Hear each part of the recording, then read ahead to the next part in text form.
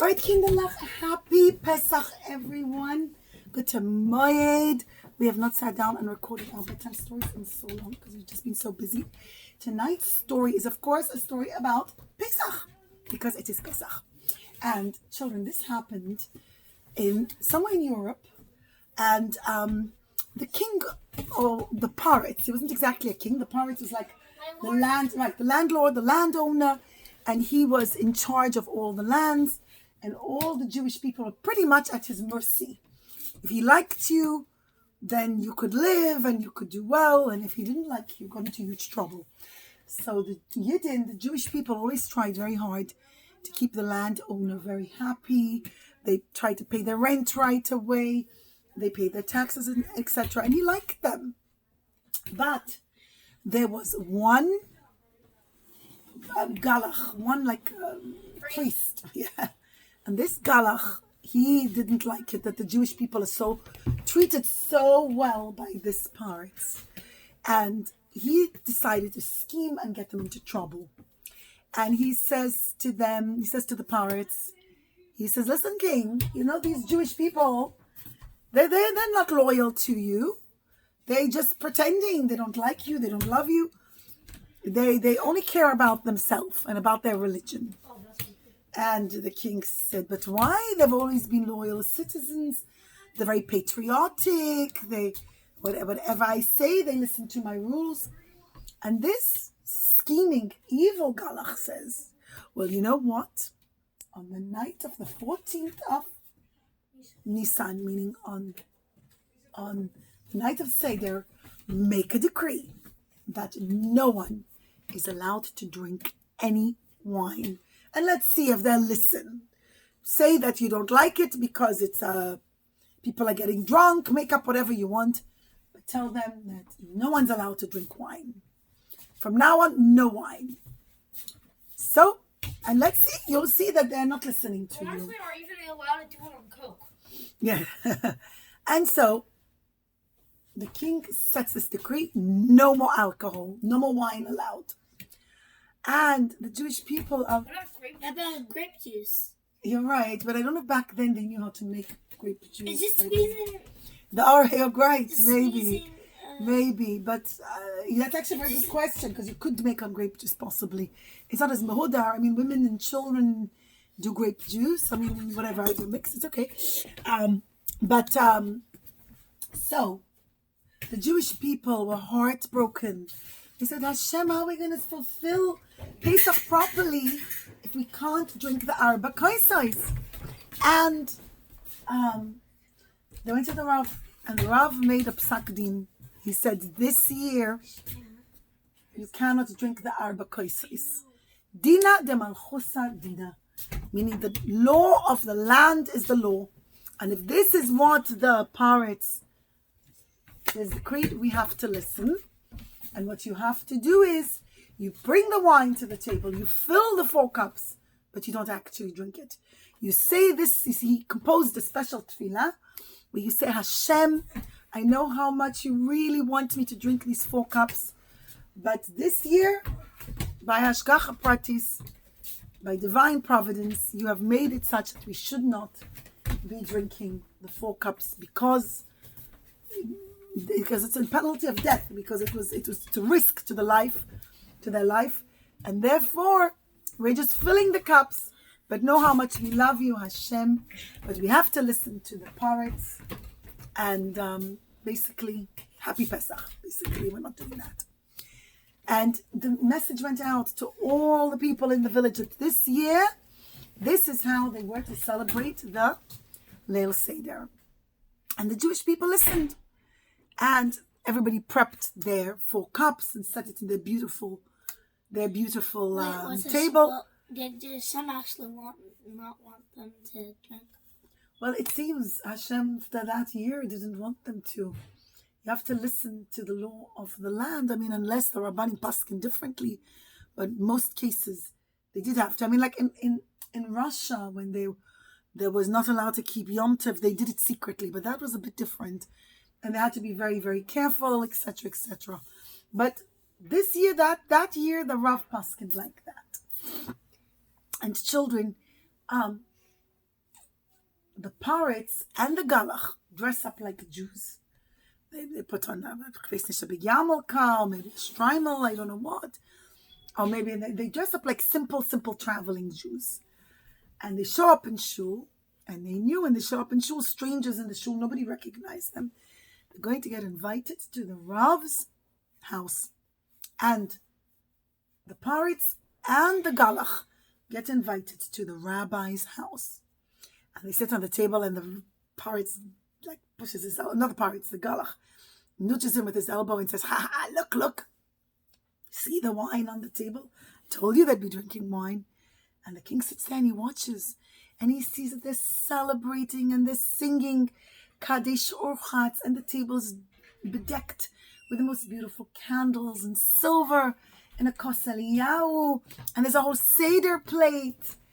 And he sees, they've got the 4 cups of wine and a cup for Eliyahu and Navi.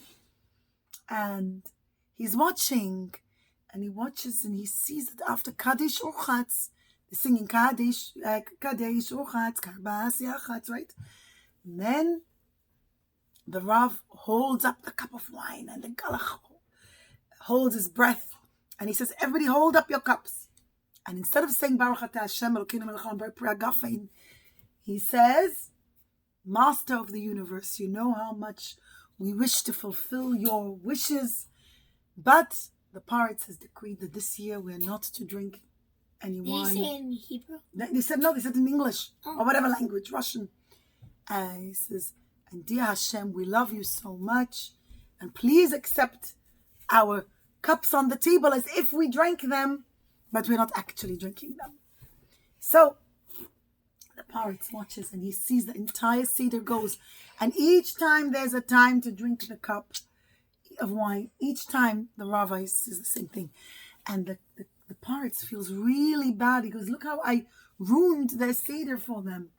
And he goes and he takes the Galach and he basically gets rid of him. He executes him. And he says, you evil, look how I ruined their Seder for them. Why you made me do that? I'm not going to listen to you ever again. And he basically got rid of him. And he told the Jewish people for the next night, he made a decree, he came to the king, to the rabbi, and he tells him, listen, I was really your guest last night. And he tells him the whole story. He says, please tell your people, the Jewish people, that they may do on wine again. And tonight, the second night Seder, and they should not worry about it. And I'm not going to, there's no more decree. And true enough, the second day, they had their Seder with the wine. Now, why did I choose this story, children? Because this year, Tafshin Pei, 2020, Nisan Tafshin Pei, Hashem decided for some reason we should all be in quarantine. We should all stay in our houses. Like, for example, the grandkids who usually come, and all the brothers and sisters who are married can't come, and the cousins and the grandparents. And this year, Hashem decided we should all be in quarantine. We should all be alone. But at the end of the day, children, it's whatever Hashem's will is. And if Hashem wants it this way, then we do it this way. But Hashem is also sending children a very, very powerful message, guys. And it's something I shared on one of my shiurim I gave to the ladies. The point is, children, who knows why did the Beis Hamikdash get destroyed, children? Because they were not loving Sinas, each other. right. Sinas, chinam. Hatred for no reason. Remember the story of Kamsa and Bar Kamsa? Yeah. And the cow and all that, right? The whole Beis Hamikdash got destroyed because there was hatred for no reason. Right now, Hashem is saying, well, how do we bring Mashiach then? We bring Mashiach by having love for no reason. Be kind to one another and loving another person, not necessarily because they deserve it, not because they bought you a present, not because they were being nice, not because they were sharing their toys, but simply, when you love someone for a reason, and when the reason goes away, the loves go away. But right, it's Pirkei Avos. But when you love someone for their neshama, the love will surely That's stay. right. That's right. And you have to remember that Hashem loves every Yid for their neshama. Hashem adores every single Jew. And when we are loving every Jew, that's the ultimate joy it gives Hashem. And there's nothing Hashem loves greater, just like a parent is so happy when their children play together so nice. They were like yesterday, the whole day you guys were playing together so nicely. And I was so proud of you that even on Motzei Yom Tov I went and I let you choose some toys. But yeah, I'll let you choose also. But children, the point is, no, Shani, don't make funny faces into the camera. The point is, no, Shani, no one wants to see the matzah in your mouth. Okay, go over there. Sorry, guys. So, Shani, I have to pause the video. Don't do that. So, the point is, children, that Avat Chinam is what's going to bring Mashiach. Sinas Chinam destroyed the Beis Hamikdash. Avat Chinam, love for no reason. No, it's not good. It's fine. Love for no reason brings the Beis Hamikdash back again, children. And Hashem is telling us, I want you to have love for no reason to your brothers and your sisters, to your parents, to the family who was stuck with at home. Right now, we can't go to school. We can't go with our friends. There's no play dates. We can't even go with the cousins or the nieces and nephews for that matter. We're stuck at home. Baruch Hashem. Thank God. Baruch Hashem together. Hashem keep us together, healthy and strong and well, always. But the message maybe Hashem is giving us, children, is that we have to have avat chinam for each other in particular. Be extra kind, talk extra nice to one another. You're hearing, children? Okay, be very, very nice to one another. And children, ultimately, just like in that story I said, the next day it got abolished. Be'ezrat Hashem, Hashem will abolish this having to be in quarantine and all the anxiety and difficulty that's coming along with the virus that needs to stop, that needs to be contained.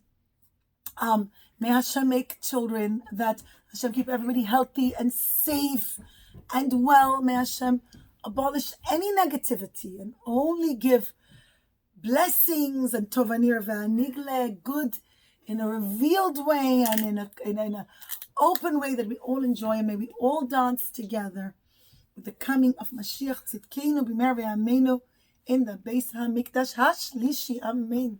Can you hear Ratzain?